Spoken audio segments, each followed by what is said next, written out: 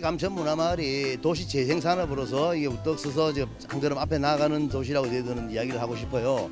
그러니까 도시 재생이라고 이야기하면 있는 건물을 무너뜨리고 새로 짓는 도시 재생이 있고, 저희들은 있는 것을 그대로 보존하고 간직하면서 하는 도시 재생이 있는데, 저희는 뒤에 것을 택해서 후자를 택해서 있는 마을 그대로를 보존하고 간직하는 도시 재생을 택한 마을입니다. 네.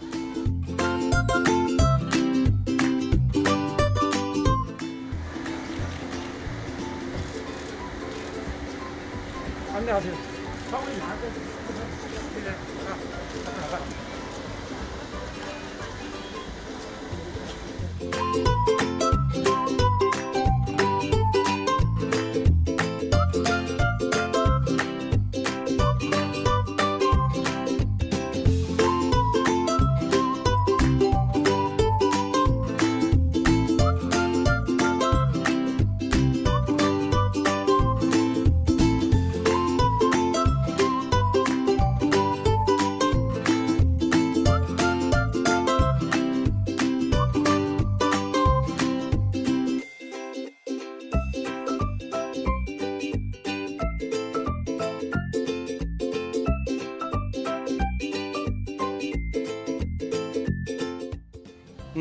저희들이 이거 감천문화마을이 되기 전에는 우리 원주민들만 주민들만 살던 동네였었는데 노령화가 빨리 왔어요. 그러니까 대한민국 65세 이상 평균이 한 14, 5% 정도 됩니다.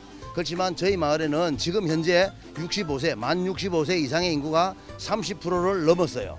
그러다 보니까 노령화가 너무 빨리 지속이 되다 보니까 젊은이는 많이 없고 어른들만 많이 있는 그런 사회가 되었었는데, 지금 이제 이게 발전을 시키고 난 다음에 외국에서 오는 분들이라든지 국내에서 오시는 분들이 연간 한 250만 명 정도 이리 오시거든요.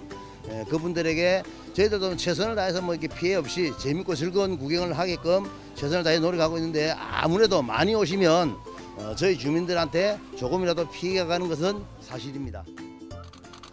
Ya ini apa? Sore-sore kita jalan diajak Pak Dubes dengan Bu Menteri Luar Negeri untuk melihat Kampung Kamcon. Ini adalah penataan kampung yang sebelumnya kumuh, kemudian dilakukan penataan, pengecatan, tetapi juga kegiatan pemberdayaannya diisi. Jadi misalnya di sini kita bisa beli, ada kafe di sini, bisa minum kopi tapi murah. Kemudian juga ini makanan-makanan seperti ini, tapi memang kemasannya dikemas dengan sangat bagus, diberikan brand, dan ya penyajiannya sangat baik, tapi murah, sangat murah. Ini saya kira bisa ditiru dengan modifikasi-modifikasi yang kita buat, tetapi yang paling penting ada perbaikan kampung, diisi kegiatan, kemudian pemberdayaan untuk ekonomi kreatif, untuk masyarakatnya diangkat. Saya kira kampung-kampung kita, desa-desa kita mampu membangun seperti ini. Bukan sesuatu yang sulit. Maksudnya kan di Indonesia ada 1, 2 metode dan di beberapa tempat, cuman skalanya mungkin harus diperbanyak. Bukan, kalau di kita itu, kalau kita lihat penataannya saja. Saya melihat di beberapa tempat, di Jogja, di Malang, di Jakarta juga ada, di Semarang juga ada, tapi penataan kampung. Kalau di sini penataan kampung, pemberdayaan ekonominya, menjadi wisata, menjadi kawasan wisata, sehingga bercampur aduk dan meningkatkan ekonomi masyarakat yang ada di sini. Saya kira ini sebuah contoh yang sangat baik. Apakah akan menjadi program nasional nanti, Pak? Nanti kita lihat. Paling Paling tidak ide-ide seperti ini bisa memberikan inspirasi bagi kepala daerah kita, bagi kampung-kampung kita, bagi desa-desa kita, bahwa dari yang sebelumnya kumuh tidak tertata, kemudian bisa ditata dan bisa mendatangkan peningkatan ekonomi bagi masyarakat. Ada beberapa mungkin di desa di kita yang sudah dengan versi yang berbeda. Misalnya di kampung di Ponggok, yaitu di Klaten, dan juga di Jogja di Gunung Kidul di Ngelanggeran juga ada, saya kira sudah dengan versi yang berbeda-beda. Ya. Butuh stimulus dana aja kelihatannya.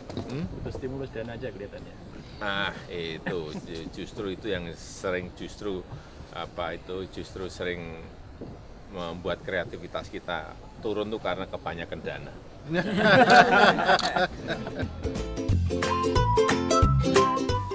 Jadi ceritanya kita hari ini juga dari Seoul ke Busan. Terus kita nggak tahu kalau Pak Jokowi bakal di Busan.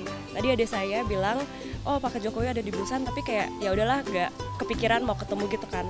Terus ya udah kita kesini, tapi tiba-tiba tadi pas mau balik pulang ngelihat banyak banget ada kayak security guard banyak banget. Terus ngelihat itu orang Indonesia. Terus kita bilang, nggak mungkin banget ini Pak Jokowi.